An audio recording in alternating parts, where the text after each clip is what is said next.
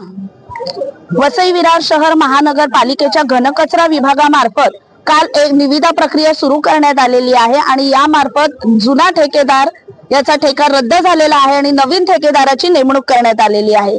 परंतु जे जुन्या ठेकेदाराच्या अंतर्गत काम करत होते कर्मचारी, त्यांच्या काही समस्या आहेत, त्यांच्या काही मागण्या आहेत, त्या पूर्ण झालेल्या नाही आहेत।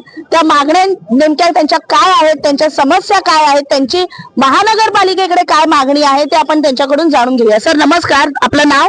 संतोष सावंत, मी सुपरवायझर आहे। गेली 20-25 वर्ष मी काम करतो, अखंड सेवा देत आहे। पण आज आमची प्रशासनाकडे एकच मागणी आहे की आम्ही एवढी वर्ष जी सेवा दिली तर आमच्या जो ग्रॅज्युटी PF जे आहे ते आम्हाला देणार कोण? जर हे ठेकेदार निघून गेले, दुसरे येणारे ठेकेदार हात वर करतात की आम्ही नाही देऊ तुमचा जुना ठेकेदार, तर आम्हाला तसं कमिशनरांनी यांनी लेखी आश्वासन दिलं पाहिजे ना की बाबा हा व्यक्ती देणार, म्हणजे आम्ही निर्धास्त राहू शकतो ना। आणि दुसरी गोष्ट आमची एवढी मागणी आहे की आमचा एकही कर्मचारी 20 ते 25 वर्ष काम करतोय आणि त्याच्यावरच पोट आहे त्यांचा, तो एक पण कर्मचारी आमच्या इथून साईडला गेला नाही पाहिजे, हीच आमच्या प्रशासनाकडे मागणी आहे। तुमचा ठेका रद्द झालेला आहे, तर हे तुम्हाला याची कल्पना होती का? नाही, कालच आम्हाला रात्री नोटीस भेटली की तुमचा रिलायबल ठेका हा बंद करण्यात आला आणि अमुक हा ठेका उद्यापासून येणार आहे। तो ठेकेदार पण आलेला, जो ठेका चालवणार आहे, तर ठेकेदाराकडे आम्ही एकच मागणी केली की बाबा आमचे हे जो ड्यू आहे तो कोण देणार? तो ठेकेदार जिम्मेदारी घेत नाही, तो सांगतो की तुमचा जुना ठेकेदार आहे तो देणार तुम्हाला। तर जुन्या ठेकेदार मग आम्ही बोललो ठीक आहे, तर जुन्या ठेकेदाराला आम्हाला तसं लिखित आश्वासन द्या। उद्या तुम्ही तोंडी आश्वासन नको आम्हाला, कारण तोंडी आश्वासन विसरून जाऊ शकतो माणूस, पण लेखी दिला तर ते प्रूफ म्हणून राहू शकतो।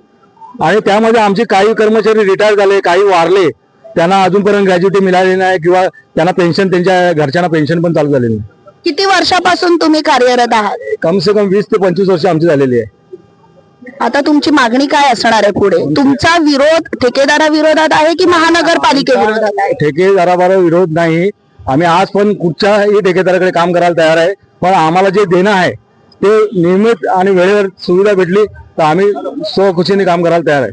काही सफाई कर्मचाऱ्यांचं असं म्हणणं आहे की त्यांनी आयुक्तांची भेट घेतली होती, तुमच्या मार्फत आयुक्तांची भेट घेतली गेली का? आणि आयुक्तांनी तुम्हाला काही आश्वासन दिलं आहे? 6 तारखेला आमचं सर्व साईन म्हणूनचं एक निवेदन माननीय आयुक्त साहेबांकडे गेलं, त्यावेळी आयुक्त साहेबांनी सांगितलं असं ठेकेबिकाचं ऑर्डर बिडर काही काढलेली नाहीये आणि तुमचं जे देणं आहे ते जरूर देणं आहे।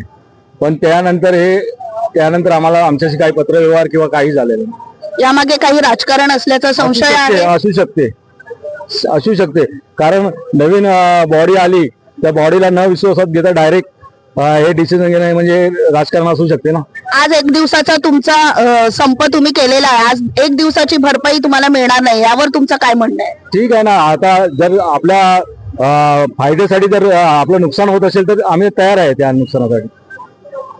एकंदरीत आपण पाहिलं की सफाई कर्मचाऱ्यांनी आयुक्तांसोबत भेट घेतली होती, आयुक्तांनी त्यांना आश्वासन दिलं होतं की कोणत्याही प्रकारचा अन्याय सफाई कर्मचाऱ्यांवर केला जाणार नाही, त्यांना त्यांची ग्रॅज्युटी, त्यांचा PF, त्यांची इतक्या वर्षाची जी काही सर्व्हिस आहे, जे काही त्यांना देणं लागतं ते महापालिका नक्कीच त्यांना देईल। परंतु त्यांना विश्वासात न घेता एकाएकी हे निविदा प्रक्रिया सुरू झाली आणि हा ठेका दुसऱ्या ठेकेदाराला देण्यात आलेला आहे, त्यामुळे कर्मचारी वर्ग नाराज आहे। आता येणाऱ्या काळामध्ये पाहण्यासारखं असेल नेमकी सफाई कर्मचाऱ्यांची, महानगरपालिकेची आणि आता नवनियुक्त निवडून आलेले नगरसेवक यांची भूमिका काय असणार आहे। धन्यवाद। लाईव्ह जागरूक वसई।